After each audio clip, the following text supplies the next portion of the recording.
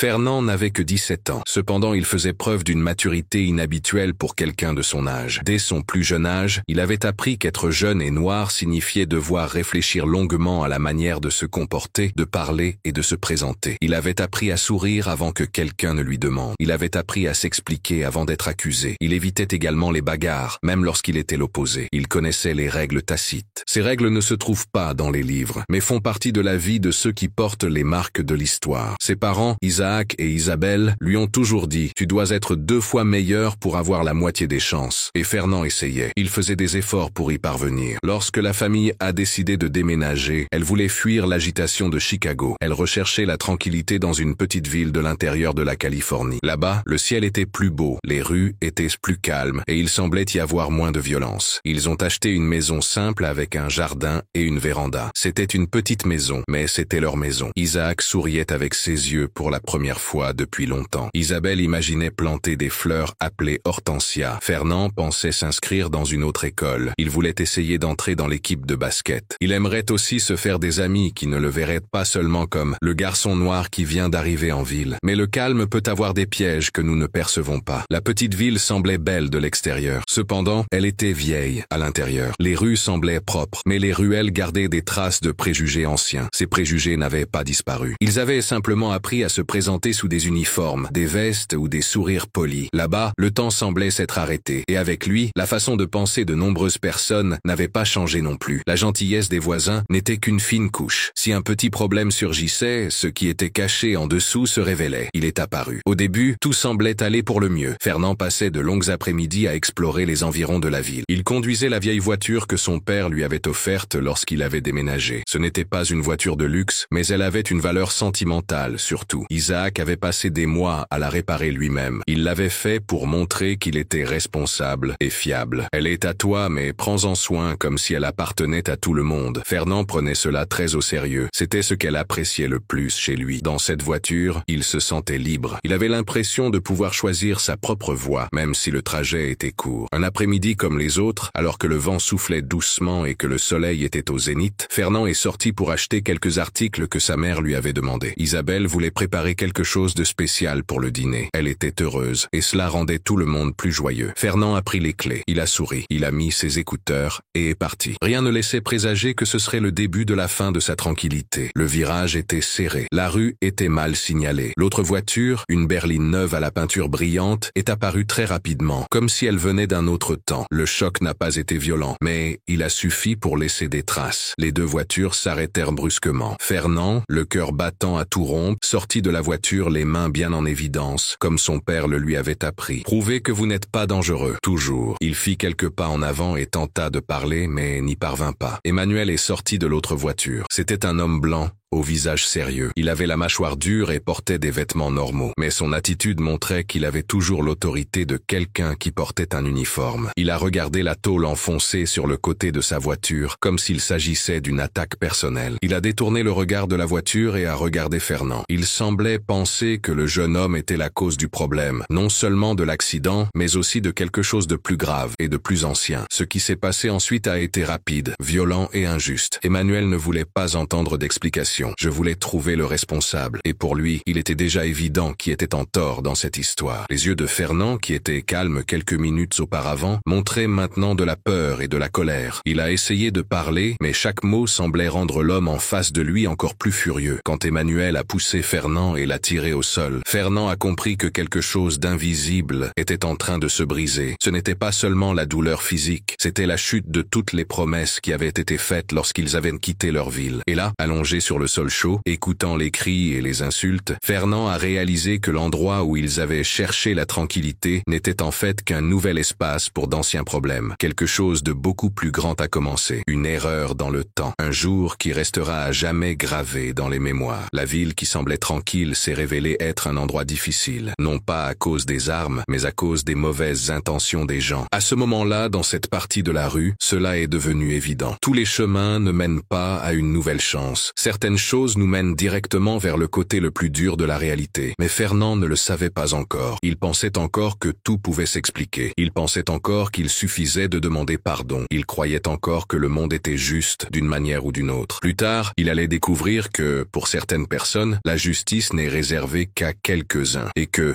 même innocent, on pouvait être puni. Ce n'était pas à cause de ce qu'il avait fait, mais à cause de ce que les gens pensaient en le regardant. Et c'est ainsi, dans cet endroit ensoleillé et dans cette rue en béton, que l'histoire a commencé. Un garçon qui essayait de vivre sa vie, un père qui ferait tout pour le protéger. C'est une ville où la vérité doit lutter pour ne pas être cachée par les apparences. La vie peut changer en quelques secondes. Elle ne prévient pas, elle ne fait pas de répétition. À un moment, vous conduisez tranquillement, en écoutant votre chanson préférée, les fenêtres entr'ouvertes et le vent soufflant sur votre visage. L'instant d'après, votre liberté est en danger. Pour Fernand, ce moment est arrivé soudainement et brutalement. C'était le début de l'après-midi, et la chaleur habituelle de la Californie rendait l'air lourd et collant. Les rues étaient calmes et silencieuses, comme si toute la ville dormait depuis longtemps. Fernand conduisait sa voiture dans les petites rues du quartier sud. Les maisons semblaient neuves grâce à leur peinture. Les arbres étaient bien taillés et témoignaient d'un quartier bien organisé. Il était là depuis 2 mois. Assez pour mémoriser les chemins, reconnaître les visages des voisins curieux et même découvrir une petite épicerie où la caissière le saluait toujours avec un sourire amical. Mais ce jour-là, aucun sourire n'était suffisant. Il marchait lentement, attentif. Il respectait les panneaux et se concentrait sur la circulation, même s'il y avait peu de mouvement. Son père avait été très clair. Dans ce pays, tu ne peux pas te permettre de faire des erreurs comme les autres. Et cela était resté gravé dans son esprit comme une règle à suivre. Mais par une cruelle ironie du sort, c'est justement en essayant de tout faire correctement qu'il s'est retrouvé au milieu d'une grande tragédie. Au coin de la rue Huxley et de la rue Washington, Fernand approchait d'un petit virage. C'était un carrefour avec des panneaux de signalisation en mauvais état. De grands buissons gênaient la vue d'un côté. Il a ralenti, a regardé des 2 côtés comme il le faisait toujours, puis a continué à avancer avec prudence. Mais en un instant, une voiture est apparue sur sa gauche, roulant très vite pour ce quartier. C'était une berline noire qui avait été nettoyée récemment. Elle brillait au soleil comme un miroir en mouvement. Il n'a pas eu le temps de faire quoi que ce soit. Le choc était inévitable. Le bruit de la collision a brisé le silence comme un cri puissant. Fernand a freiné très fort. Ses mains tremblaient sur le volant. Son cœur battait si fort qu'il semblait vouloir sortir de sa bouche. La voiture a fait une embardée, mais elle ne s'est pas renversée. L'autre voiture s'est arrêtée dans un grand bruit, à quelques mètres du trottoir. Fernand a pris une grande inspiration, essayant de comprendre ce qui venait de se passer. C'était un accident, rien de plus. Il savait qu'il roulait lentement. Il savait qu'il n'avait pas agi de manière imprudente. C'était juste un de ces moments difficiles qui arrivent parfois. Il est sorti rapidement de la voiture. Ses mains étaient bien visibles. Il se tenait debout et était prêt à s'excuser et à aider. De l'autre voiture est sorti quelque chose à quoi il ne s'attendait pas. Emmanuel, un homme blanc, de taille normale, mais avec une présence qui occupait l'espace comme une tempête qui approche. Son regard mélangeait la colère et le mépris. Elle n'avait aucune inquiétude sur le visage. Elle ne semblait pas non plus vouloir comprendre ce qui s'était passé. Il a regardé la tôle enfoncée sur le côté de sa voiture comme s'il avait été trompé. Puis il regarda Fernand comme s'il savait déjà qui il était. Ou pire, comme s'il avait déjà décidé ce qu'il pensait de lui. « Tu es fou, petit ». Ce furent les premiers mots qu'Emmanuel prononça. Et cela ne ressemblait pas à une question. C'était plutôt une affirmation. Fernand a essayé de parler, mais quelqu'un l'a interrompu avant qu'il n'ait pu commencer. L'homme s'est approché rapidement. Il n'a prêté aucune attention à ses efforts pour discuter. En quelques secondes, Fernand a réalisé qu'Emmanuel lui avait saisi le bras et le tirait violemment vers le sol. C'était un geste violent qui n'était pas nécessaire, mais qui avait un but. À ce moment-là, Fernand comprit. L'accident n'était plus la principale préoccupation. À présent, toute l'attention était tournée vers lui. Son visage, la couleur de sa peau et son comportement, tout chez Fernand semblait susciter une haine cachée chez Emmanuel. Et avant qu'il n'ait pu faire quoi que ce soit, il sentit les pieds de l'homme frapper son corps avec force. Un coup de pied, puis un autre. Les voix de quelques voisins qui se trouvaient derrière commencèrent à se faire entendre, mais personne ne dit rien dans un premier temps. La ville était petite. Les uniformes, même lorsqu'ils n'étaient pas portés, effrayaient encore les gens. Cela se passa naturellement. Fernand ne voulait pas se battre. Il voulait juste que cela cesse. Il leva le bras dans un réflexe de quelqu'un qui a appris à se défendre. Il essaya de se protéger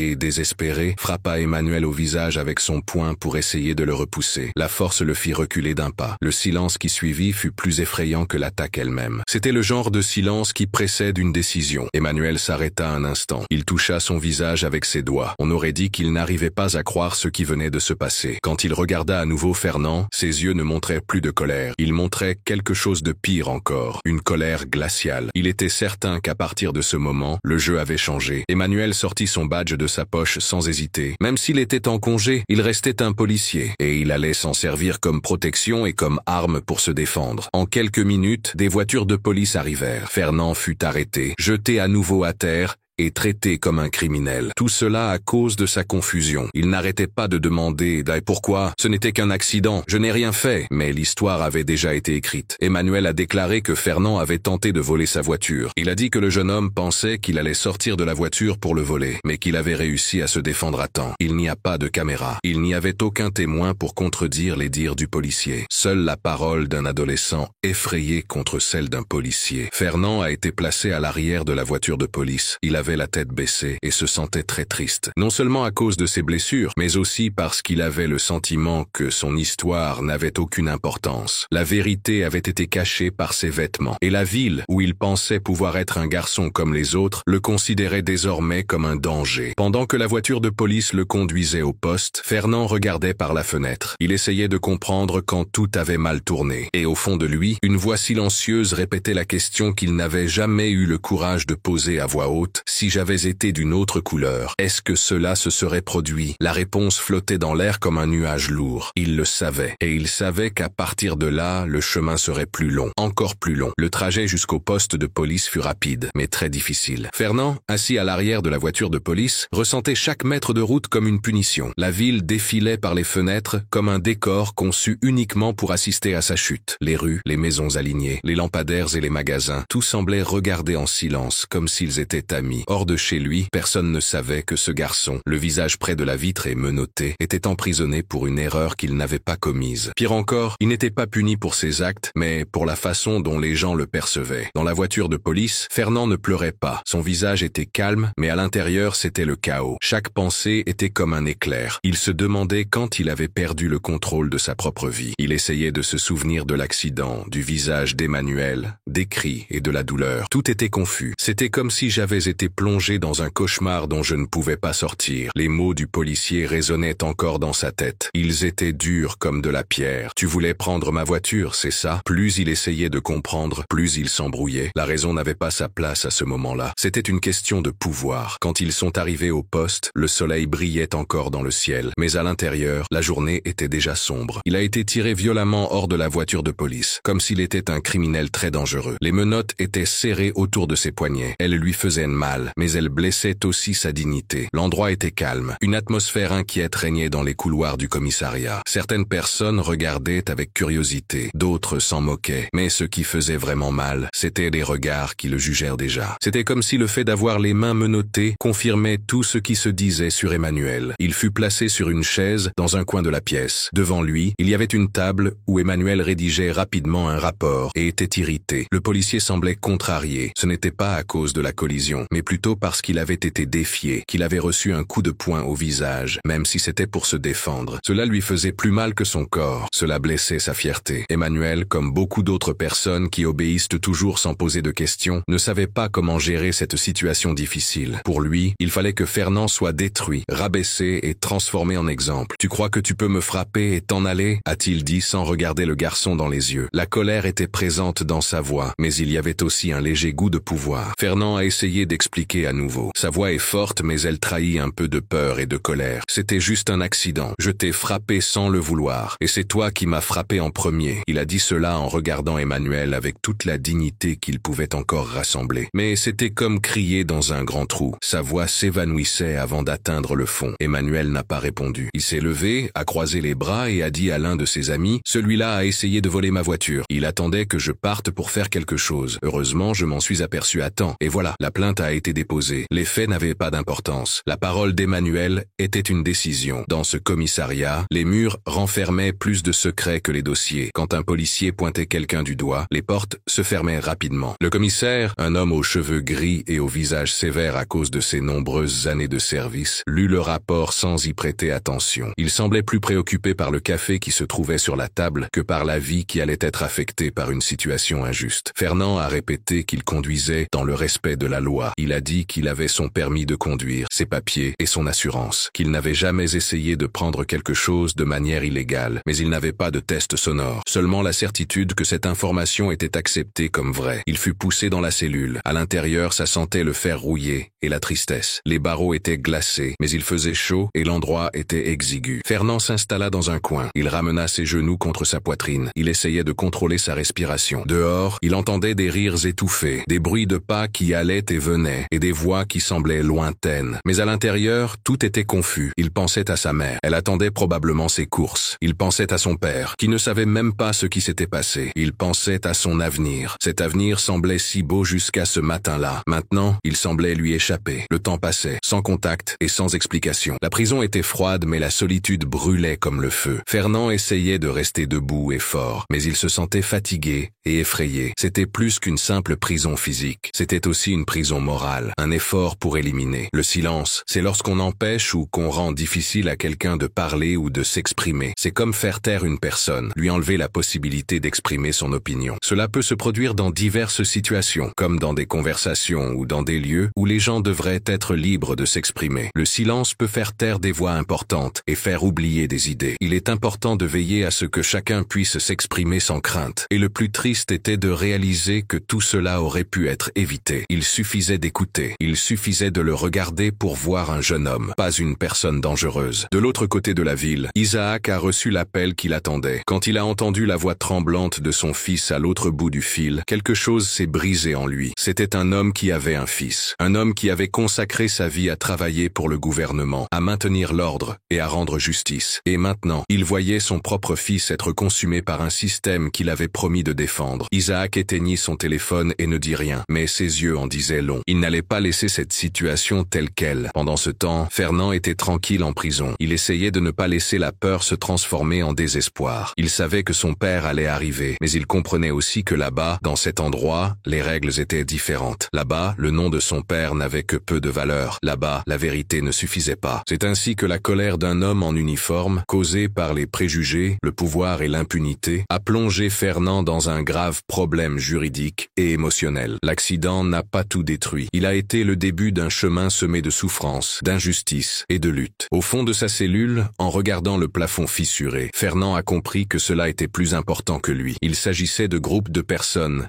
nés à des époques différentes. L'histoire est l'étude des événements et des personnes qui ont marqué le passé. Elle raconte comment les choses se passaient autrefois et comment cela influence notre vie aujourd'hui. L'histoire aide à mieux comprendre les cultures, les guerres, les découvertes et les changements dans la société. Grâce à elle, nous connaissons de grands personnages et savons comment leurs actions ont changé le monde. Il est important d'apprendre l'histoire pour connaître les leçons du passé et faire de meilleurs choix pour l'avenir, surtout ce qui devait encore être différent. La nuit passait lentement, comme si elle avait peur d'apparaître. Le ciel, qui était auparavant bleu et beau, ressemblait maintenant à une ombre maladroite derrière les barreaux de la prison. Fernand ne savait pas quelle heure il était, mais il sentait le temps passer lentement et cela le rendait triste. Chaque minute passée là-dedans était comme un poids sur sa poitrine. Il essayait de respirer profondément, mais l'air était lourd. Il n'y avait ni fumée ni poussière, mais il y avait de l'injustice. L'endroit semblait comprendre qu'il n'avait pas sa place ici. Malgré tout, il continuait à le retenir comme s'il avait fait quelque chose de très grave. Il se leva lentement. Ses poignets portaient encore les marques des menottes. Puis il marcha jusqu'au barreau et regarda le couloir qui était vide. Le bruit des pas au loin lui rappelait un autre endroit. Son corps était encore meurtri. Ses côtes lui faisaient mal et son visage battait. Mais la douleur la plus intense n'était pas physique. C'était le fait d'être puni pour quelque chose qu'il n'avait pas fait. Ou pire encore, pour quelque chose qui n'avait jamais existé. Emmanuel se trouvait de l'autre côté du bâtiment. Il était assis à une table avec le commissaire de police. Il racontait ce qui s'était passé à sa manière. Sa voix était forte, claire,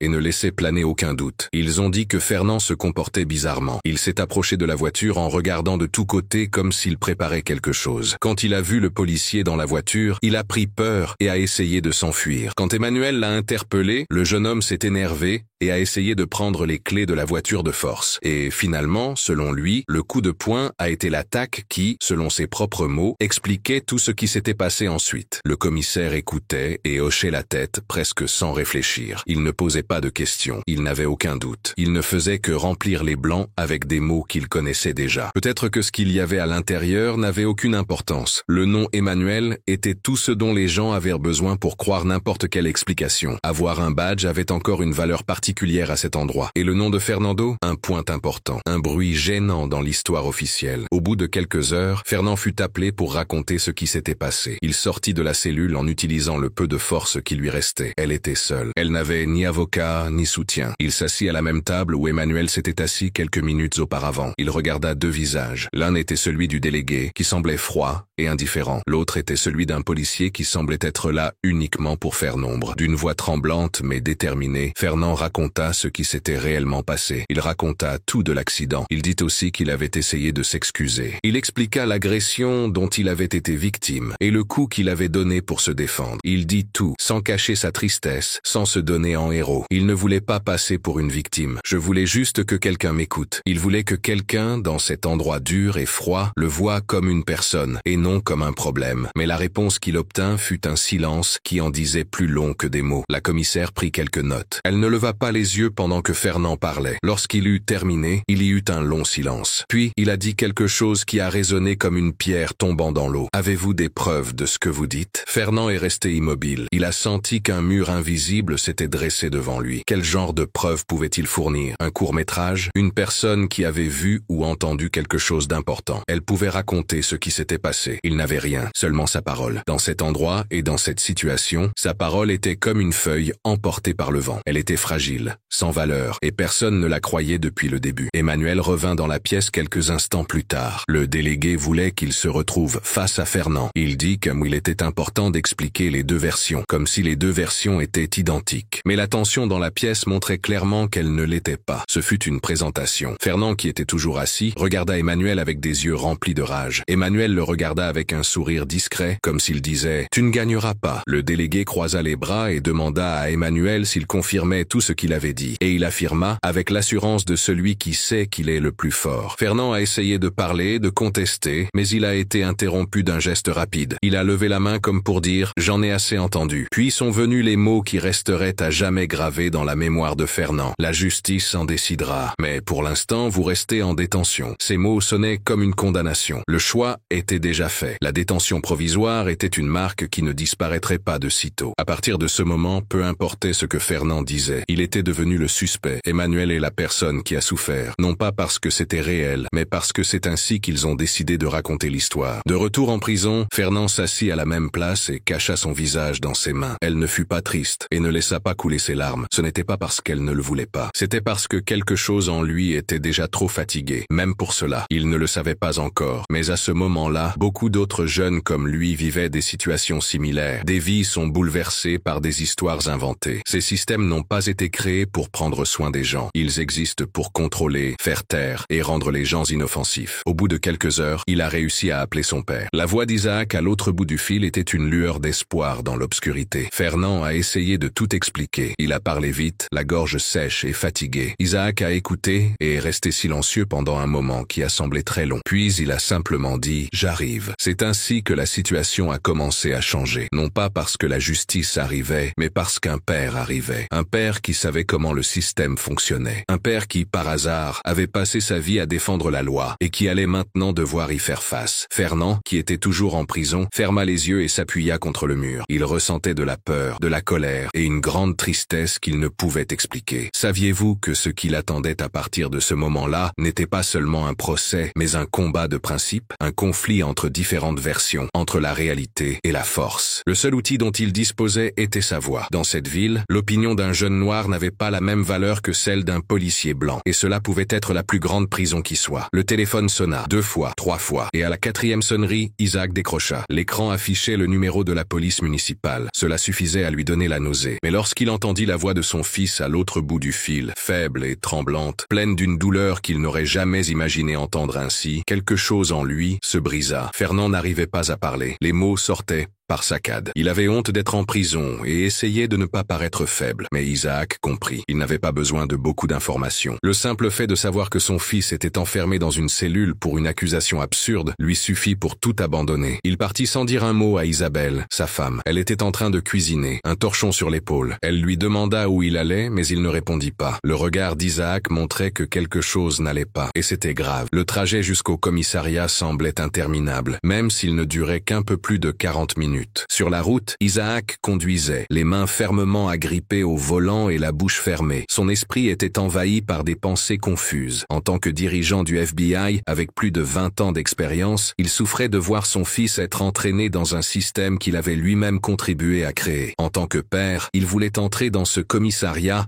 et demander respect, justice et explication. En tant qu'homme travaillant dans le domaine de la loi, il se sentait frustré. Il voyait que les rouages du système judiciaire, auquel il avait tant cru autrefois, étaient désormais contre sa propre famille. Lorsqu'il a garé sa voiture devant le bâtiment du commissariat, l'extérieur semblait plus sombre qu'auparavant. C'était un petit bâtiment en briques anciennes. Il y avait un drapeau qui pendait un peu et une plaque mal éclairée. Mais ce qui était le plus frappant, c'était le silence qui régnait tout autour. L'endroit était étrangement calme, comme s'il savait qu'il n'était pas le bienvenu. Isaac marcha d'un pas assuré. Il n'était pas quelqu'un d'ordinaire dans cet endroit. C'était le genre d'homme qui avait de l'autorité. Il ne portait pas d'uniforme, mais sa manière d'être et son regard faisaient taire les gens dès qu'il commençait à parler. Il portait un pantalon de costume sombre, une chemise bleue qui semblait neuve et une montre simple au poignet. Mais rien de tout cela n'était aussi important que l'expression de son visage. C'était l'expression d'un père blessé et d'un homme qui en savait plus sur le fonctionnement des choses que tous les autres présents. Un employé s'occupa de la personne, mais essayait de dissimuler sa nervosité. Isaac n'eut pas besoin de se présenter. Il donna simplement le nom de Fernand et demanda à le voir immédiatement. Le jeune homme, dubitatif, lui demanda d'attendre. Isaac n'attendait pas. Il marcha dans le couloir central, évitant les regards qui le suivaient comme des ombres. Lorsqu'il arriva dans la pièce principale, il vit le commissaire assis derrière un bureau. Il avait une tasse de café à côté de lui et semblait s'ennuyer. C'était comme si être dans cette prison n'était qu'une chose de plus dans sa journée. Isaac arriva calmement, comme s'il retenait une grande émotion. Il se présenta, il discuta de son grade. Il dit que Fernand était son fils. Le changement d'ambiance fut très rapide. Le délégué devint plus sérieux, mais tenta de garder son calme. Isaac demanda à voir son fils. Il voulait une copie du rapport. Il voulait connaître le nom du policier impliqué et la raison légale de l'arrestation. Le délégué soupira. Il croisa les doigts sur la table et dit d'un ton fatigué que Fernand avait été arrêté pour avoir frappé un policier. Il dit que, selon le rapport de l'agent Emmanuel, Fernand s'était comporté de manière étrange. Il avait essayé de monter dans la voiture de l'agent et l'avait agressé lorsqu'on lui avait posé des questions à ce sujet. Isaac écoutait attentivement, mais chaque mot qu'il entendait semblait le blesser comme une épine. Quand quelqu'un a dit « comportement étrange », il a rapidement fermé les yeux. Il avait déjà entendu cela auparavant, souvent dans des documents, des enquêtes et des rapports d'autopsie de personnes décédées. Comportement suspect était l'expression utilisée lorsqu'il n'y avait aucune preuve, seulement de la peur et des préjugés. Lorsque le commissaire eut terminé, Isaac s'approcha lentement de la table. D'une voix contrôlée et menaçante, il dit « Lâchez mon fils, maintenant ». L'homme qui se tenait devant lui haussa un sourcil. Il essaya de rester sérieux. Il dit que cela ne pouvait pas se faire. L'affaire était en cours devant la justice. Toute intervention serait considérée comme un abus de pouvoir. Isaac prit une profonde inspiration. Je savais que je ne pouvais pas dépasser certaines limites là-bas, du moins pas à ce moment-là. L'idée de voir Fernand en prison, traité comme un criminel, alors que celui qui l'avait blessé s'en tirait sans aucune punition, le rendait très angoissé. Finalement, il a reçu l'autorisation de voir son fils. Il a marché dans les couloirs qui sentaient la vieille peinture et le découragement. Quand il est arrivé à la prison, son cœur s'est serré. Là, dans un coin, se trouvait Fernand. Il avait l'air fatigué. Son corps était meurtri et son âme blessée. Quand il l'aperçut, Fernand se leva calmement. Il n'y eut ni étreinte ni larmes. Un regard intense entre le père et le fils suffit. Ce regard avait de nombreuses significations qui n'avaient pas besoin d'être expliquées. Isaac s'approcha de la grille. Il parla calmement, mais avec détermination. Il a demandé ce qui s'était passé, et Fernand lui a tout expliqué. Il y avait eu un accident. Puis, les policiers étaient devenus agressifs. Ils avaient donné des coups de pied à quelqu'un. Cette personne avait réagi. Elle avait alors été arrêtée. On l'avait accusée de choses qui n'étaient pas vraies. Isaac écoutait sans dire un mot. Son visage était de plus en plus tendu. Une fois que son fils eut fini, il prononça une seule phrase. « Ça ne restera pas comme ça ». Quand Isaac est sorti de la cellule, il est repassé devant le bureau du commissaire. Elle s'est arrêtée arrêté à la porte. Elle l'a regardé dans les yeux et lui a dit d'une voix basse mais ferme, « Si vous pensez pouvoir faire ça à mon fils, vous vous trompez de personne. Je vais régler ça. Et quand ce sera fait, vous regretterez tous d'avoir agi ainsi. » Il est sorti du commissariat en colère et avec une forte détermination dans le cœur. C'était plus qu'une simple question de justice. C'était une équipe. C'était une question de respect, d'affection, de la promesse qu'il s'était faite le jour où Fernand était né. Il avait décidé qu'il prendrait soin de lui, qu'il lui montrerait le chemin et qu'il veillerait à ce que le monde ne lui fasse pas de mal simplement parce qu'il existait. Ce soir-là, alors qu'il rentrait chez lui en voiture, Isaac commença à réfléchir à un plan qui allait tout changer. Le jour du procès a commencé sous un ciel gris et sans lumière. On aurait dit que même la nature ne voulait pas porter chance à ce qui allait se passer. Dans les rues, le silence n'était rompu que par le bruit des feuilles mortes emportées par le vent et le cliquetis occasionnel des portails de la ville. Pour Fernand, ce lever de soleil avait un goût de fer, non pas à cause du froid, mais à cause de la sensation d'être tiré par quelque chose qu'il ne pouvait pas contrôler. C'était comme si la justice, qui était censée le protéger, était sur le point de salir son nom avec un poids qu'il n'avait jamais voulu porter. La prison lui avait pris son temps, son confort et sa routine, mais ce qui lui faisait le plus mal, c'était sa dignité qui se perdait peu à peu comme quelque chose que l'on jette. Quand on l'avait sorti de sa cellule ce matin-là, il avait senti la douleur des chaînes qui lui entravaient les bras et les jambes. Ce n'était pas seulement pour le contrôler, c'était un moment de honte. C'était un avertissement silencieux que, pour le système, il était déjà considéré comme coupable avant même que le juge n'ait prononcé un mot. L'uniforme orange n'était pas seulement un morceau de tissu, c'était une phrase que l'on pouvait lire. Fernand le ressentait comme un lourd fardeau sur ses épaules. Isaac, en le voyant emmené ainsi jusqu'à la salle d'audience, dut retenir son envie de crier. Son fils, qu'il avait élevé avec beaucoup de travail et d'amour, était là, exposé comme une menace, devant de nombreuses personnes qui avaient déjà pris leurs décisions. Fernand n'était qu'un enfant, intelligent, aimable, plein d'espoir. Il se trouvait désormais sur une scène glaciale, où chaque geste était jugé sur la base d'idées préconçues et non de la vérité. La salle d'audience était bondée. Il y avait des journalistes de la région, des personnes intéressées et des membres de la communauté, tous silencieux. Mais ce silence n'était pas respectueux, c'était un silence lourd, critique, comme s'ils assistaient à un spectacle. Et c'était peut-être exactement cela, un spectacle public où l'accusé n'avait pas accès au texte. Lorsque le juge est arrivé, l'atmosphère est devenue plus sérieuse. Mais pour Fernand, ce moment n'a fait qu'accroître le poids qui lui pesait sur le cœur. L'homme qui occupait le siège le plus important de la salle semblait indifférent. Il semblait distant et ses yeux semblaient fatigués avant même d'avoir entendu le premier mot. Son visage ne montrait aucune compréhension. Il y avait beaucoup de paperasse. Le procureur a été le premier à prendre la parole. Avec des phrases directes et une posture parfaite, elle a présenté Fernand comme un danger. Un jeune homme au comportement étrange, qui a participé à une situation suspecte, a réagi avec agressivité envers un policier. Les mots sortaient de manière négative, même s'ils semblaient polis. Et même s'ils semblaient être des raisons, ce n'étaient que des idées basées sur la peur et les préjugés. Isaac écoutait chaque phrase comme si c'était un coup de poing dans le cœur. Vous saviez que cela n'avait rien à voir avec un accident de voiture. Il parlait de ce que Fernand représentait pour ces gens. Un corps sombre qui bouge sans autorisation. Un garçon qui a eu le courage de répondre à la violence. Un fils qui ne s'est pas montré soumis. La défense, même forte, se heurtait à un mur invisible. L'avocat choisi s'exprimait correctement, mais sans enthousiasme. Il exposait les faits. Il disait qu'il n'y avait pas de preuves. Il disait aussi qu'il n'y avait pas de témoins. Il parlait de la différence entre les versions du policier, mais l'énergie qui régnait dans la salle était différente. C'était comme essayer de ramer contre le courant. Et Fernand, assis entre deux soldats armés, semblait s'éloigner de plus en plus de l'idée de justice. Lorsqu'Emmanuel fut appelé à parler, il agit avec l'assurance de quelqu'un qui sait qu'il est en sécurité. Son visage portait encore une petite blessure, résultat du coup que Fernand lui avait donné pour se défendre. Mais là, cette marque était utilisée comme un trophée. Il raconta son histoire lentement. Il fit des pauses importantes et utilisa une voix qui semblait avoir été travaillée. Il dit qu'il s'était senti en danger, que sa vie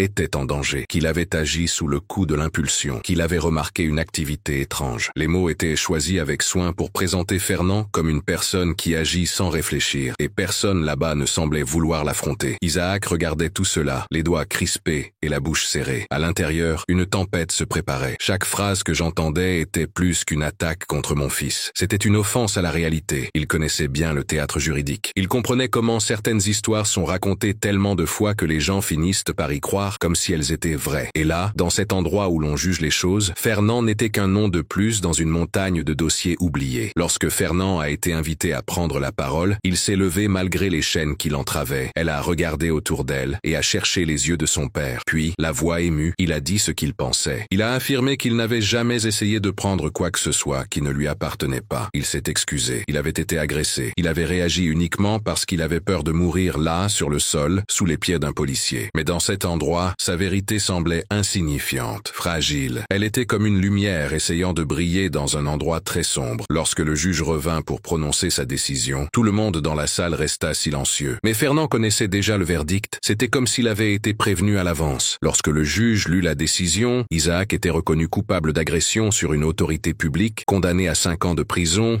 et à une amende de 78 000 $, il ne put se retenir. Il s'est levé brusquement. Il s'est dirigé vers le banc où Emmanuel était assis. Dans un geste plein de douleur, de rage et de désespoir, il l'a poussé violemment. Puis, il s'est tourné vers le juge et a crié, des mots durs, pleins de souffrance, comme des objets lancés dans le vide. « Vous avez détruit mon fils. Vous en subirez les conséquences. » Les policiers ont essayé de le retenir. La salle est devenue un lieu chaotique. Des cris, des gens qui bougeaient et des chaises qui étaient tirées. Isaac, emprisonné là devant tout le monde, ne montrait aucune tristesse. Il ne voyait que la douleur intense d'un père qui voyait que la justice ne fonctionnait pas bien. Fernand, qui était debout, n'a pas pu retenir ses larmes, mais il ne pleurait pas pour lui-même. Il était triste et pleurait pour son père. En voyant cet homme, qui avait toujours été fort pour sa famille, traité de fou et de criminel pour avoir défendu son fils. À la fin de l'audience, Isaac a été emmené hors de la salle. Il a été accusé d'outrage et d'avoir frappé quelqu'un. Il a reçu une amende de 30 000 $. Fernand a été emmené pour commencer à purger sa peine. La ville, indifférente, a repris son cours normal. Le tribunal était vide, comme si rien ne s'était passé, comme si un jeune noir injustement condamné n'était qu'un simple dossier à classer. Mais ce jour-là, quelque chose a changé. Une promesse a été faite. C'était une promesse silencieuse, faite avec des regards, des gestes et des larmes. Isaac n'allait pas s'arrêter là. Et ce tribunal, qui avait tenté de faire taire la voix de son fils, allait encore entendre la sienne, forte, claire et sans crainte. Il y a des moments où tout ce qu'un homme a construit, ses croyances, son contrôle sur lui-même, sa capacité à s'entendre avec les autres et même sa confiance dans la loi s'écroule lorsqu'il voit ce qu'il aime le plus être traité injustement. C'est exactement ce qui est arrivé à Isaac dans ce lieu où les gens jugent. Ce n'était pas seulement une crise, ce n'était pas seulement une attaque, c'était la fin de tout pour un père. Il a vu, pour la première fois, le système qui avait promis de protéger son propre fils se retourner contre lui. Isaac a passé 20 ans à croire que la loi était comme une grande maison. Cette maison n'était pas parfaite, mais elle pouvait protéger les innocents si elle était utilisée correctement. Il pensait qu'au sein de cette machine, il était possible de transformer des vies. Mais dans ce tribunal, en voyant Fernand être puni pour un crime qu'il n'avait pas commis, tout ce en quoi il croyait s'est effondré devant ses yeux. Lorsque le juge a frappé le marteau, c'était comme si une grande émotion avait explosé. Isaac s'est levé calmement, mais ses yeux en disaient long. Il n'avait plus la place de réfléchir. Il n'avait plus la place de se contrôler. Là, devant tout le monde, il n'était plus le directeur du FBI. Il n'était plus l'homme qui s'occupait des renseignements du gouvernement. Il n'était plus le planificateur calme et technique. Il n'était plus qu'un père. Il ressentait une douleur si grande qu'il ne pouvait l'exprimer qu'avec colère. La salle d'audience est restée silencieuse pendant quelques secondes. Tout le monde semblait avoir compris que quelque chose allait se passer. Isaac s'est dirigé vers le banc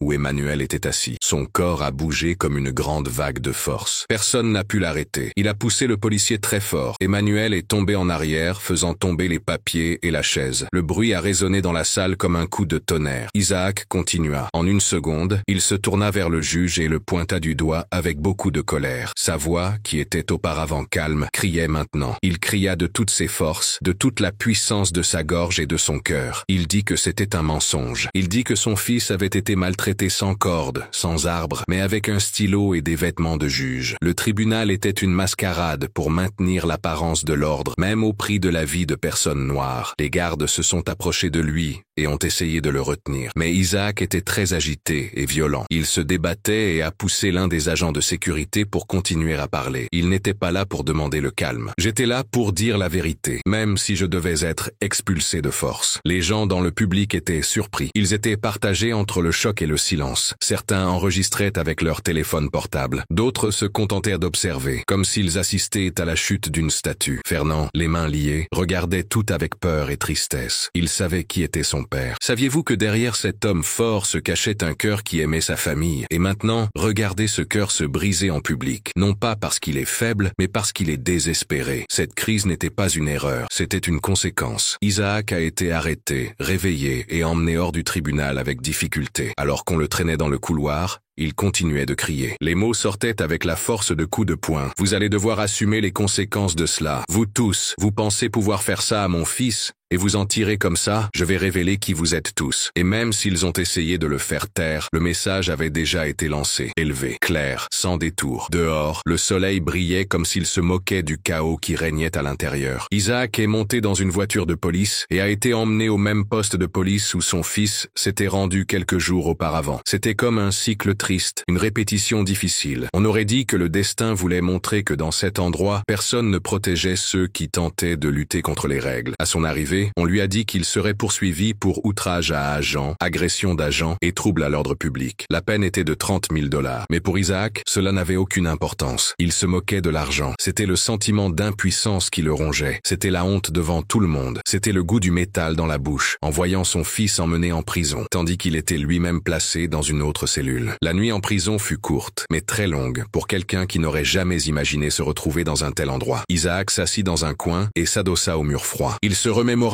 tout ce qui s'était passé au tribunal. Son corps était endolori, mais ce qui le dérangeait le plus, c'était de savoir que si rien ne changeait, cette ville continuerait à mettre des jeunes comme Fernand dans une situation difficile, jour après jour, année après année. Le lendemain matin, il a été libéré après avoir payé l'amende. Il avait de l'argent de côté. Ce n'était pas cela qui le maintenait en prison. C'était la rage, et aussi le besoin d'agir. Il rentra chez lui, la tête baissée, mais les yeux remplis d'émotion. Isabelle le serra fort dans ses bras, et ils pleurèrent tous les deux. Ils ne pleuraient pas parce qu'ils étaient faibles, mais parce qu'ils regrettaient l'innocence qu'ils avaient perdue. Après plusieurs heures de silence, Isaac monta dans son bureau. Il prit son téléphone portable et commença à passer des appels. Il a appelé d'anciens amis du FBI qui se trouvaient à différents endroits aux États-Unis et en Europe. Des hommes et des femmes qui, comme lui, avaient déjà observé les lieux où se prennent les décisions importantes. Certaines personnes étaient en pause au travail, d'autres étaient en congé, mais tous écoutait attentivement la voix d'Isaac, car ce n'était pas seulement une demande d'aide, c'était l'appel à l'aide d'un père. 13 jours plus tard, 8 personnes étaient assises dans son salon. La table à manger était devenue le lieu où tout se passait. Des cartes, des notes, des noms et des schémas. Cela ressemblait à l'ancien temps, mais cette fois, l'objectif n'était pas un terroriste ou un groupe à l'autre bout du monde. C'était un groupe d'hommes en uniforme. Ils représentaient la loi, mais agissaient comme s'ils étaient les maîtres de la ville. Isaac a décidé qu'il n'arrêterait pas tant qu'il ne les aurait pas tous fait tomber. Cette colère, qui avait surgi au tribunal, était désormais utilisée comme stratégie. La douleur était devenue un objectif. Le père, qui ne pouvait plus se contrôler, était désormais plus dangereux qu'auparavant. Il ne cherchait pas la vengeance par la force. Il voulait que justice soit faite, et personne, absolument personne, ne l'empêcherait d'y parvenir. La maison d'Isaac, qui était autrefois un lieu de confort et d'affection, était désormais un quartier général. La table du salon était dépourvue de fleurs. La cuisine d'Isabelle n'avait plus les odeurs appétissantes qui flottaient autrefois dans les couloirs. À la place des photos de famille, il y avait des dossiers ouverts. Il y avait également des notes manuscrites et des documents officiels sur lesquels des noms étaient marqués au stylo rouge. La maison était désormais un champ de bataille, et le silence qui y régnait n'était pas celui de la tranquillité, mais celui de la planification. La douleur était toujours présente. Isaac sentait l'absence de son fils partout dans la maison. Dans sa chambre, son lit n'avait pas été fait. Son sac à dos était oublié derrière la porte. Dans l'armoire, il y avait encore les chaussures de football qu'il allait porter lors des prochaines sélections pour l'équipe de basket de l'école. Tout réclamait justice, mais pas une justice pleine de règles. Il ne voulait plus de longs discours. Il voulait agir. Les résultats sont les informations que nous montrons après avoir fait un travail ou étudié. Ils montrent ce que nous avons découvert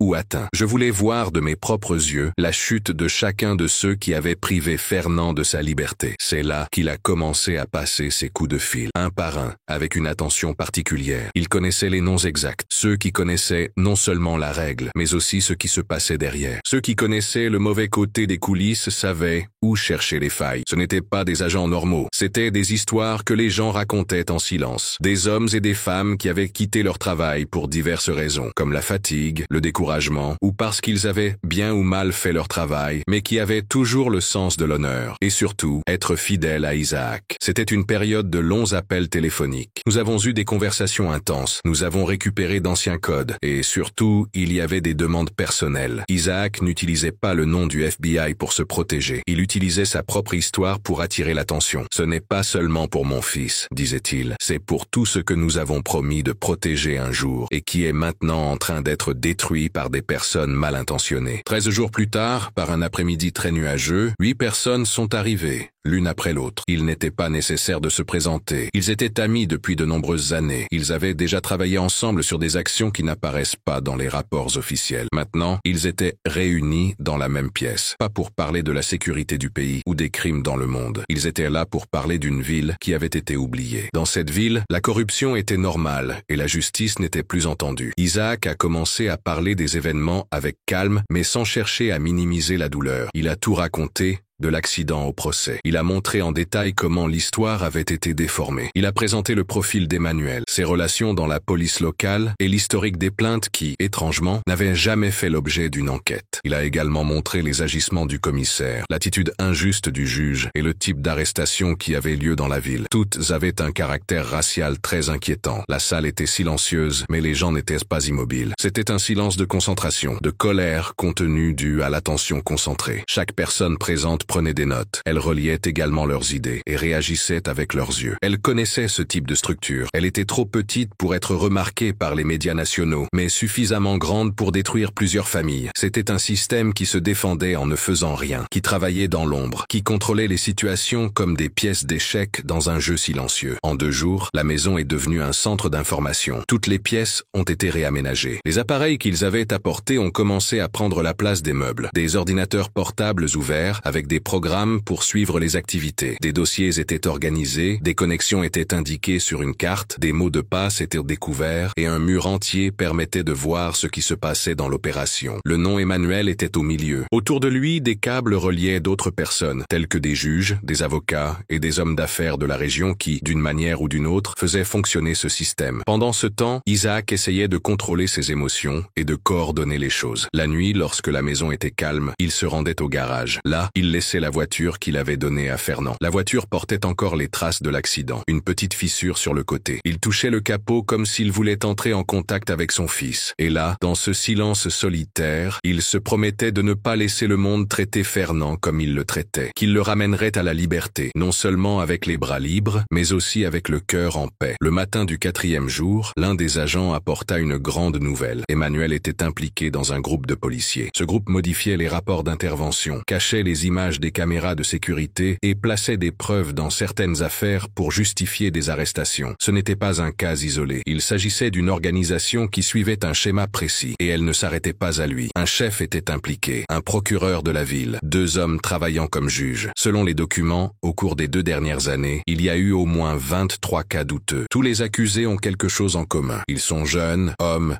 noirs, immigrés ou pauvres. Isaac a senti un frisson lui parcourir l'échine. Ce n'était plus seulement une tâche qui m'incombait. C'était une image dure de la façon dont la justice peut être transformée en arme lorsqu'elle touche les mauvaises personnes. Il a compris. Il ne s'agissait plus seulement de libérer son fils. Il s'agissait de mettre fin à tout un système. C'est à ce moment-là que l'idée de contre-attaquer a commencé à germer. Un plan qui sert non seulement à montrer, mais aussi à contrôler. Il savait que les corrompus, en remarquant ce qui se passait, allaient essayer de se défendre. Il fallait donc être très prudent. La famille d'Isaac allait quitter la ville. Isabelle et les autres enfants allèrent partir vers le nord, dans une maison sécurisée appartenant à l'un des agents qui ne travaillait plus. La priorité était de prendre soin de la famille avant que des affrontements n'éclatent. Ils baptisèrent l'opération Code Silencieux, non seulement en référence au type de justice dont la ville était dépourvue, mais aussi au silence qu'ils imposaient aux gens lorsqu'ils posèrent des questions sur les autorités municipales. Isaac comprenait que le plan nécessitait du temps, de la prudence et du calme. Pourtant, chaque action était empreinte d'un sentiment d'urgence. Fernand était en prison. Chaque jour qui passait était plus difficile. C'était une souffrance supplémentaire. Ce soir-là, autour de la table qui n'en était pas vraiment une, Isaac a conclu la réunion par une phrase qui exprimait plus que de la colère. Elle était lourde de conséquences. Ils ont choisi la mauvaise ville, la mauvaise famille et le mauvais père. Tout le monde comprit. La guerre était déclarée. Cette fois, celui qui menait l'action était quelqu'un qui comprenait bien les stratégies de l'adversaire. Cette personne était prête à faire tout ce qui était nécessaire. Elle ne reculerait pas et ne négocierait pas avec des lâches qui se cachaient derrière de faux insignes. Le FBI pouvait rester tranquille pendant un certain temps, mais le FBI se souvient, il y avait quelque chose dans l'atmosphère de cette ville qui ne pouvait s'expliquer avec des mots. Ce n'était pas l'odeur de la terre humide après la pluie tombée la nuit précédente, ni le bruit lointain des voitures dans les rues principales. C'était une sensation, un poids presque invisible et imperceptible pour ceux qui vivaient là depuis longtemps. Mais cela devenait très difficile